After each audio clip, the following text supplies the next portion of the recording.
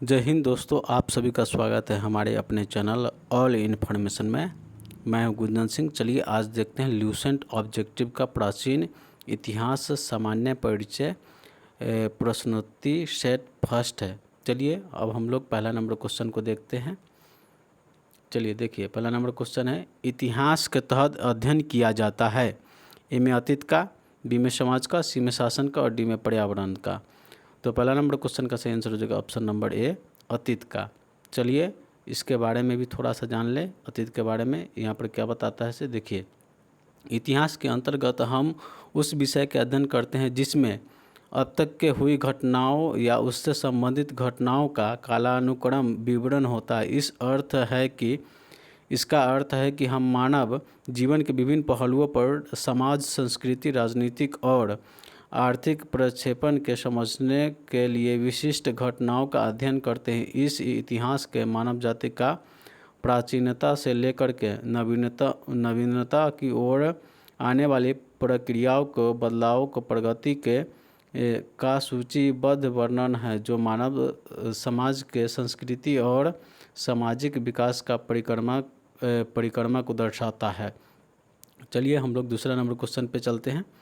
देखिए यहाँ पर दूसरा नंबर क्वेश्चन है, प्रथम यूनानी इतिहासकार कौन था? ए में है थ्यूसिडाइसिस और बी में है हेरोडोटस और सी में है मार्नियो और डी में होमर। तो दूसरा नंबर क्वेश्चन का सही आंसर हो जाएगा ऑप्शन नंबर 2, यहाँ पर दूसरा हो जाएगा हेरोडोटस। चलिए इसके बारे में भी थोड़ा सा जान जाते हैं। चलिए देखिए इसके बारे में है, यूनान के प्रथम इतिहासकार और भूगोलवेत्ता हेरोडोटस थे।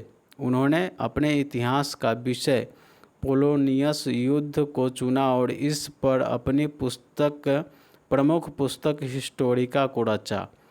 चलिए आगे हम लोग तीसरा नंबर क्वेश्चन को देखते हैं। तीसरा नंबर क्वेश्चन देखिए, निम्नलिखित में से किसने स्पष्टता कहा कि इतिहास के समस्त निष्कर्ष युक्ति संगत साक्ष्यों पर आधारित है?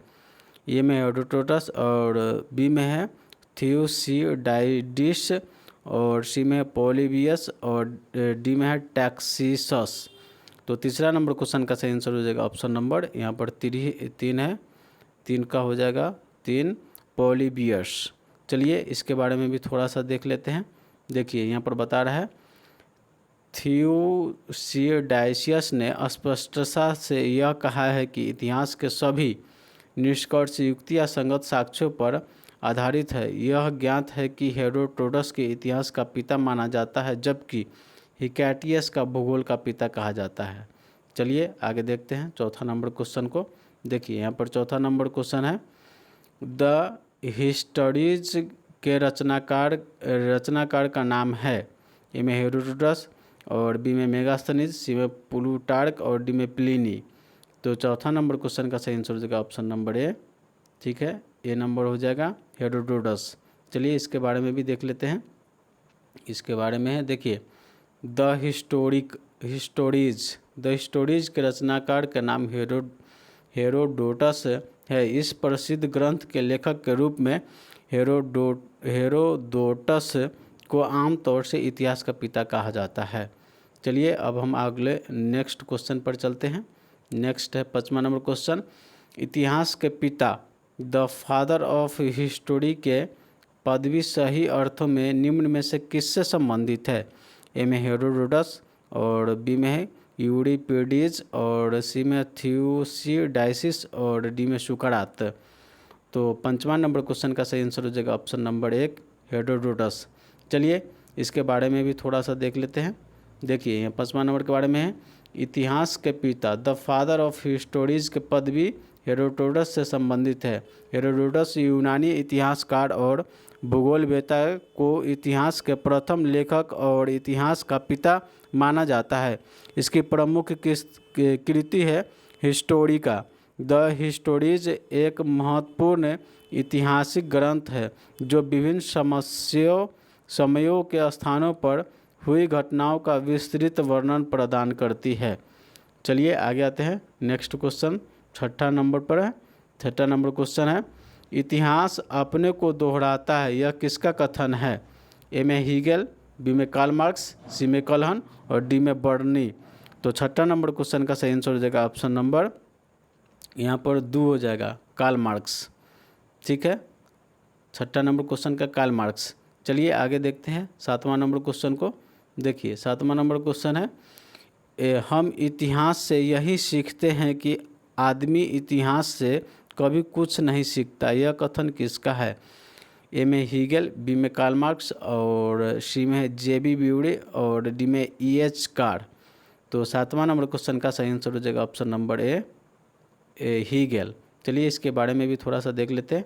हीगेल है, यह कथन वास्तविक में हीगेल ज्योग्राफी विलियम फ्रेंस हीगेल जर्मन दार्शनिक और विचारधारक का है, जिन्होंने अपने विचारों का माध्यम से विभिन्न क्षेत्रों के महत्वपूर्ण योजनाएं प्रस्तुत की है। उनका जन्म 1770 में हुआ था और उन्होंने राजनीतिक, दार्शनिक, ऐतिहासिक और सामाजिक विज्ञानों की गहराई से अध्ययन किया था। चलिए आगे नेक्स्ट क्वेश्चन पे आते हैं। नेक्स्ट है 8वां नंबर।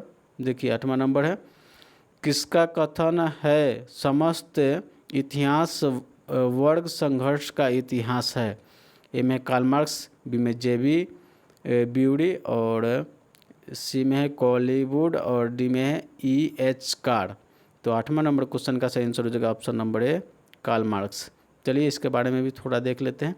देखिए यहाँ पर कार्ल मार्क्स के बारे में है, समस्त इतिहास वर्ग संघर्ष का इतिहास है।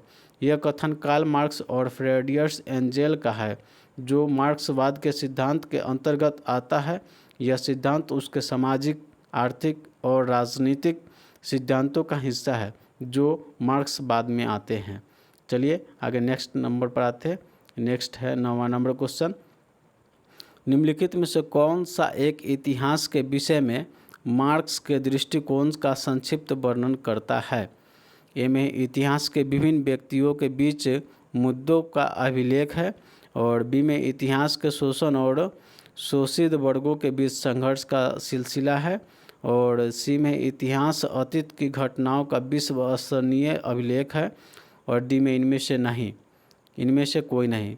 तो 9वां नंबर क्वेश्चन का सही आंसर हो जाएगा ऑप्शन नंबर 2, इतिहास शोषक और शोषित वर्गों के बीच संघर्ष का सिलसिला है। चलिए आगे नेक्स्ट 10वां नंबर क्वेश्चन को देखते हैं। इसके बारे में भी 9 नंबर क्वेश्चन के बारे में भी देख लीजिए। कार्ल मार्क्स एक साम्यवादी आलोचक थे और उन्होंने वर्ग संघर्ष के सिद्धांत को बहुत महत्वपूर्ण रूप से विकसित किया।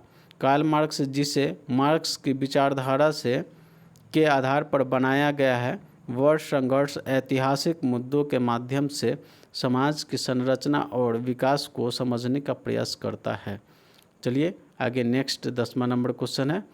इस सेट का 10 लास्ट क्वेश्चन है और नेक्स्ट सेट में आगे देखेंगे।